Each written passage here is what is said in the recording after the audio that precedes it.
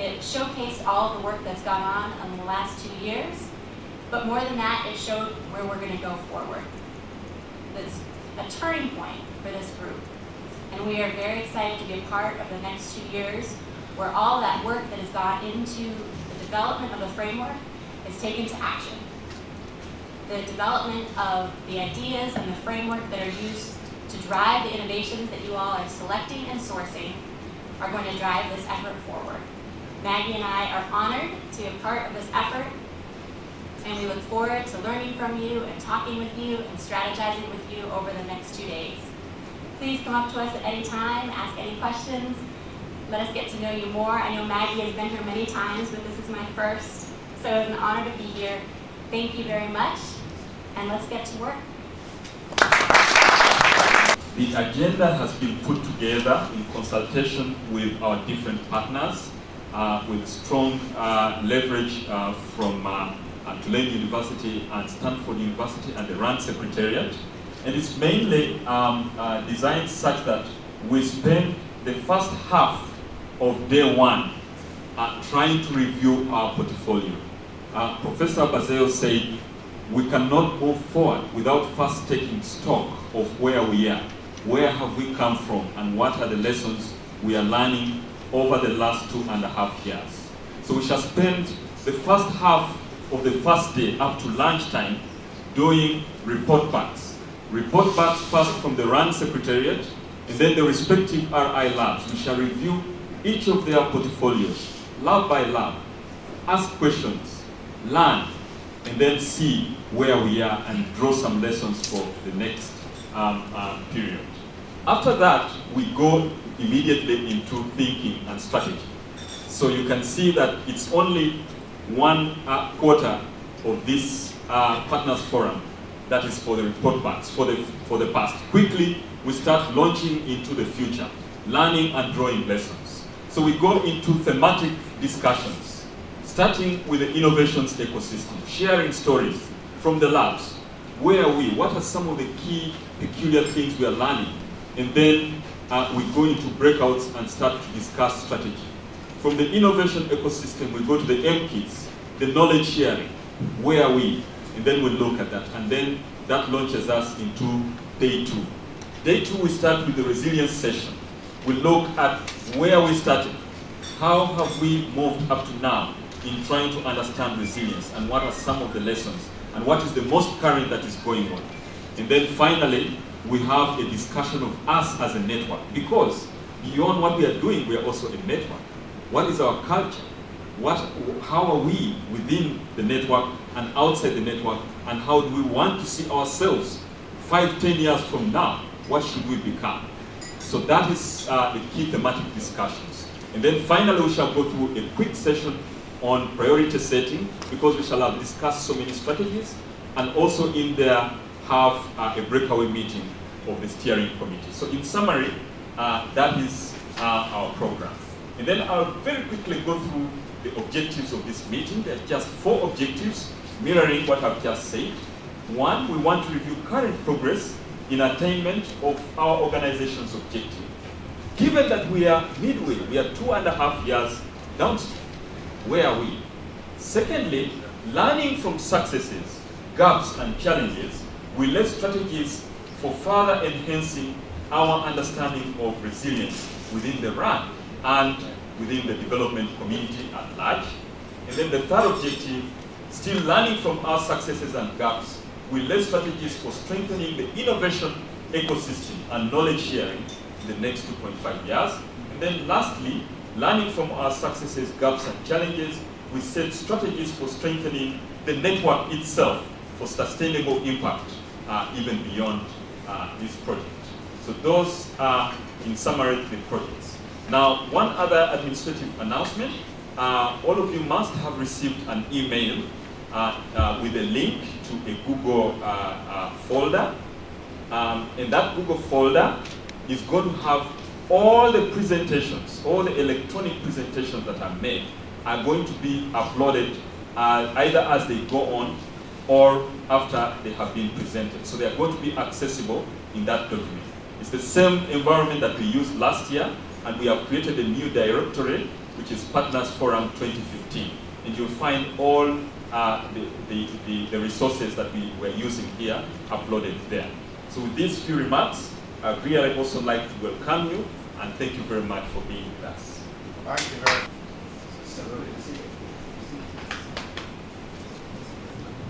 Okay, well, I'm from Stanford University, as my colleagues Danny Banerjee and Kathleen Giles are also from Stanford. And my particular focus is the Center for Deliberative Democracy and our effort to consult the public. After all, if we are going to understand resilience, we need to consult the people who are affected by choices, and we need to hear from them. And this is a particular way to, which I'll speak about tomorrow, which has been done now twice by the East African Lab and once by the West African Lab. Is Dennis here? Oh, there you are, Dennis. Yeah. Dennis and all of those projects those three projects were amazingly successful. And so I'm so happy. It's not that I'm resilient, it's that the teams that I work with are resilient, and we are able to overcome many challenges, and hopefully there will be other such projects. So that's me. And thank you. I'm so glad. Thank you very much, Professor Wanda. So in this next session, we are doing a comprehensive audit or report back of what we have been up to for the last 2.5 years, and trying to highlight some of the key milestones on where we've reached, and also trying to project into what we plan for the remaining 2.5 years.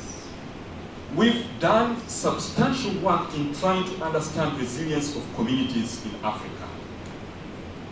Tulane University's Disaster Resilience Leadership Academy primed us in this effort and guided us into developing a 4-step resilience framework, starting with trying to understand the context, understanding the dimensions, and then going into interventions, and then evaluating. That framework has already been outlined, and some substantial activities have taken place, both in the context analysis, and also we are now at the level of outlining the dimensions of resilience. And this culminated in the first State of Resilience report for Africa, which has been published.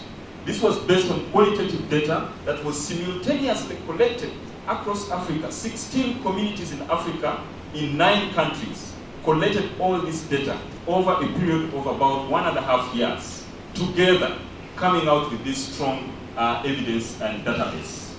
We plan to follow this up with quantitative surveys to see how these variables play out quantitatively, and also to further galvanize the dimensions of resilience that we have come to understand. But more importantly, we want this document, the State of Resilience Report, to be a living document that can guide governments, development agencies, and other stakeholders in retuning their resilience agenda so that it is more relevant to what the communities are telling us. So we think it's a wonderful template that other development partners need to look at critically in informing their programming. Deliberative polling. This is a new approach to community involvement that had previously not been conducted in Africa. For the first time, we've been able to do 3 successful deliberative polls with representative samples of about 700 community members selected randomly, not self-selected, not conveniently selected, but randomly selected, representing different categories of people.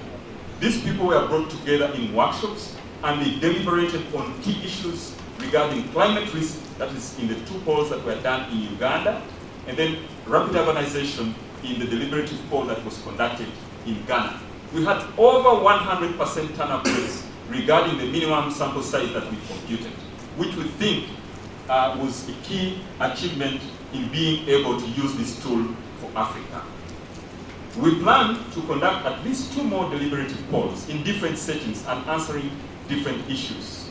Maybe the next poll might be in the Horn of Africa or South Africa, or another one covering northern Uganda, but we think we shall be able to do 2 other pods.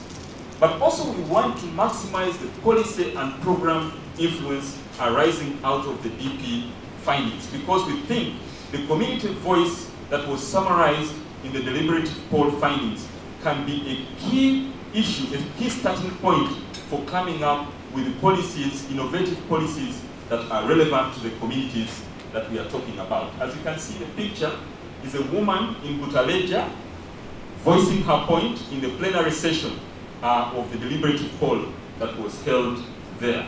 That is Butaleja district in eastern Uganda. And then, after understanding resilience, we move into the territory of innovation. How are we harnessing this information to look into interventions? And I would like to invite Dorothy to take us into this territory. All right. So I think one of the key things that sets RAND apart from other innovators is that we are very, very clear about the fact that our innovations are embedded in the feedback we are getting from the communities. So we have plenty of people around the place doing very many innovations, and even in our colleges we know that. And some of these are doing projects because they have a research project they need to do, so they come up with an idea and they do it. We spent a greater part of the start of RAN focusing on what are the community needs, what are the needs arising directly from the community. Now going forward, what we're doing is finding solutions to the needs as identified through innovations that we hope to scale up over the next 2.5 years. So the process that we started off with on this, and for this I really want to acknowledge the team from Stanford, Bami Chamberlain, who's really been very much behind us on this, was holding so far the 4 intervention strategy workshops, 1 per lab, in which we looked at what is the feedback from the communities, right? What are the key issues, what are the key dimensions for resilience, and using a structured brainstorming process and a wonderful set of tools from Stanford. And I know that you've all gone through the ISW process, so you know how hectic the process can be, but the result at the end of that process is so worth it. And so what have we achieved so far? One is that we have very clear approaches to how we select and identify innovations, which is a very key step in what we do. So the first is that we do acknowledge that we are not starting from day 0. There are already innovations out there that match the needs our communities have expressed. So we have innovation exhibitions, and also TechOne has been one such platform where we identify existing innovations that are in line with RAND's agenda, and we seek to accelerate and bring to scale such initiatives. So that's one of the methods that we have used in terms of identifying projects. The other is the open ideation challenges. And here the best examples we have is the RIG for Fit that was done by South Africa, and we're getting close to the end of that process in terms of identification of the projects that will be supported under that. And of course the RIG for ACE that Professor Roseo mentioned. As you can imagine, the time zone difference means that when Maggie and Tara are getting up and sharing out this good news, the rest of us really should be in bed. And so I'm just preparing to sign out, and in comes this message that our projects have finally been approved. So I'm like, I don't know who I'm going to wake up. So in terms of numbers, and for those that like numbers, right now we are counting 13, and we believe in the next few weeks that number is going to bump up with South Africa. 5 projects are under the acceleration project, 7 for S under open ideation, and then we have 1 under CREED already. Because what we realized was that there are a number of opportunities out there for calls for initiatives, or people are looking for solutions.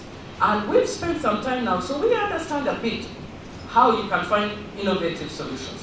So we ourselves came together and decided to put together a proposal for the Ebola challenge. And we used actually the CREED approach ourselves. And this is the project that was labeled as being one of the 1,500 to come out of that. And so we're very excited about that process. And that's the CREED project that we are labeling over there. As I mentioned, under Horn of Africa and West Africa Lab, we also expect to have some more under the CREED process. And going forward, what we expect, including the SA Lab, we expect 12 new projects. We intend to accelerate at least 10 of these projects across the lab, with a minimum that we're currently looking at as one project going to scale. And scale here is many ways. One is one project reaching out to 1 million people, or one project being done by very many manufacturers or innovators, and eventually getting out to 1 million people. So you can have a Facebook approach to how you do scale, or you can have the winnowing approach, and everyone is doing winnowing products and things like that to reach into scale. So we're looking at that as well. And therefore, 75% of the innovation investment will necessarily have to go to acceleration and scaling over the next 2 years.